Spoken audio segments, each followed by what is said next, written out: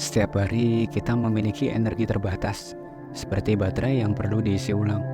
Kita dapat memilih untuk menggunakan energi tersebut pada dua hal, bertindak atau merasa khawatir. Kedua opsi ini mengonsumsi energi kita, namun seringkali tanpa kita sadari kita cenderung membuang energi pada kekhawatiran. Dari sini kita dapat belajar pentingnya memfokuskan energi pada aspek-aspek yang dapat kita kendalikan dan menerima dengan lapang dada apapun yang terjadi. Ada hal-hal yang berada dalam kendali kita, dan ada pula yang tidak. Ketidaksadaran akan batasan ini dapat membuat kita menyikapi semua situasi dengan cara yang sama, padahal energi kita terbatas. Oleh karena itu, sangatlah penting untuk mengalokasikan energi kita hanya pada upaya-upaya yang berada dalam kendali kita, bukan pada hasil akhir yang tidak dapat kita tentukan. Jangan sia-siakan waktu, tenaga, dan pikiran kita dengan kekhawatiran yang berlebihan. Selamat datang kembali di Kehidupan Bijaksana.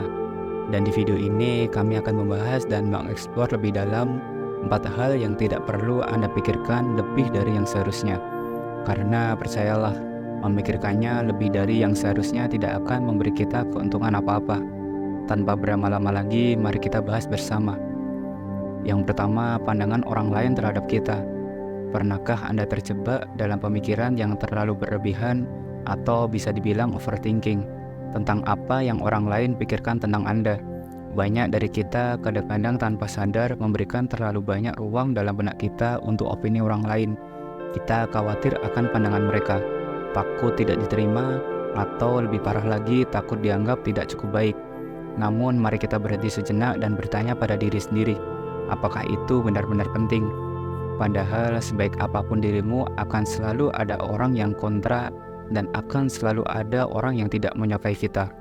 Mungkin entah karena perbedaan sudut pandang, perbedaan tujuan, atau hanya sekedar penyakit hati, yaitu iri ataupun dengki. Cobalah untuk selalu ingat bahwa kamu tidak akan pernah bisa menyenangkan semua orang. Dengan hal ini membangun pengelolaan emosional yang baik, berarti belajar untuk mengabaikan pandangan negatif orang lain tentang diri kita. Ingat, penilaian mereka adalah hak mereka dan tidak harus menjadi beban kita. Kita harus menemukan kebahagiaan tentang apa yang benar-benar kita inginkan, yang membuat diri kita nyaman dalam menjalaninya, bukan untuk mencoba memenuhi ekspektasi orang lain. Yang kedua, sikap mereka terhadap kita. Sikap atau tindakan orang lain terhadapmu juga merupakan hal yang tidak bisa kita kendalikan. Ada anggapan umum yang beranggapan jika kita melakukan kebaikan kepada orang lain, maka secara otomatis mereka akan memperlakukan kita dengan cara yang sama.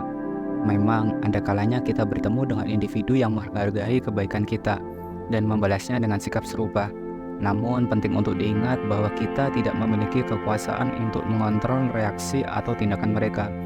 Berpikirlah tentang kebaikan sebagai prinsip hidup yang tidak terikat dengan ekspektasi balasan. Ketika kita memilih untuk berbuat baik, biarlah itu menjadi refleksi dan nilai-nilai kita sendiri, bukan sebuah investasi yang menunggu keuntungan. Keikhlasan dalam berbuat baik adalah tentang hubungan kita dengan nilai-nilai yang kita pegang, dan pada tingkat yang lebih tinggi, yaitu tingkat spiritual dengan Tuhan. Yang ketiga, masa depan percintaan. Hubungan percintaan terjalin oleh dua orang. Hubungan percintaan adalah salah satu benang emas yang paling kompleks dan memikat dua jiwa bertemu, menjalin kisah yang kadang-kadang melebar hingga menyatukan dua keluarga. Namun perjalanan cinta seringkali penuh dengan misteri dan ketidakpastian. Meskipun kita mungkin merencanakan masa depan bersama dengan penuh harapan, realitasnya bisa sangat berbeda dari apa yang kita bayangkan. Di dalam inti hubungan percintaan terdapat sebuah kebenaran yang tidak bisa kita abaikan. Kita tidak bisa mengontrol perasaan pasangan kita. Ini bukan berarti kita tidak boleh berharap atau bermimpi tentang masa depan bersama. Tetapi penting untuk mengakui bahwa dalam setiap hubungan, perbedaan dan konflik adalah hal yang wajar dan tak bisa kita hindari. Beranggapan bahwa kebahagiaan dan kesempurnaan hanya bisa ditemukan dalam hubungan dengan orang lain bisa membuat kita terjebak dalam ketergantungan emosional yang tidak sehat. Tanpa kita sadari, terkadang menggantungkan semua harapan dan kebahagiaan kita pada seseorang merupakan perjalanan menuju kekecewaan, entah itu cepat atau lambat.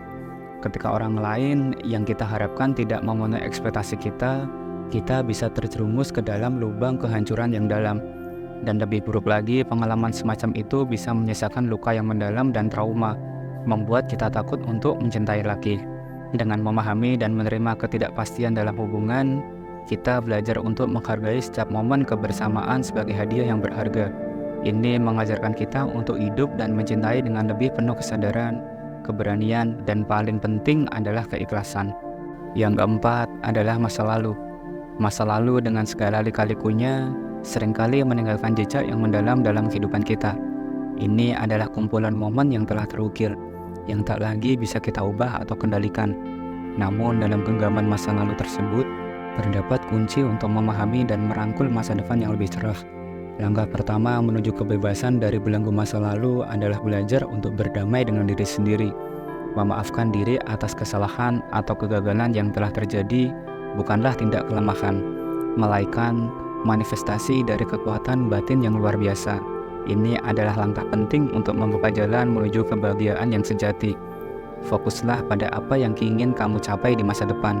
Setiap pengalaman pahit yang pernah kita rasakan di masa lalu dapat dijadikan sebagai fondasi yang kokoh untuk membangun impian dan harapan baru. Jadikan setiap kesulitan sebagai pelajaran, setiap kegagalan sebagai batu loncatan menuju kesuksesan yang lebih besar.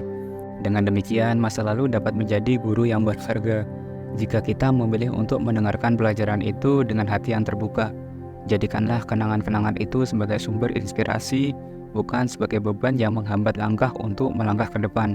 Baik, itulah 4 hal yang tidak perlu kamu pusingkan atau khawatirkan secara terus-menerus yang menjadi overthinking dalam kehidupan. Jadi cobalah untuk mengidentifikasi apa saja yang bisa kamu kendalikan dan apa saja yang tidak bisa kamu kendalikan. Percuma saja jika kamu khawatir terhadap hal yang tidak bisa kamu kendalikan, karena hal itu hanya akan mengganggu suasana hati dan membebani pikiran kamu ke depannya. Dan bagaimana dengan kalian? Apakah kalian punya cara atau tips yang bisa dibagikan untuk mengatasi atau mengembalikan energi kalian dengan cara yang positif? Jangan ragu untuk bagikan cerita atau tipsnya di kolom komentar ya. Semoga kita bisa belajar banyak dari pengalaman satu sama lain. Terima kasih sudah menonton video ini sampai selesai. Jangan lupa subscribe, like, dan share agar channel ini terus berkembang dan bisa memberikan manfaat untuk semua orang. Sampai jumpa di video berikutnya. Salam bijak.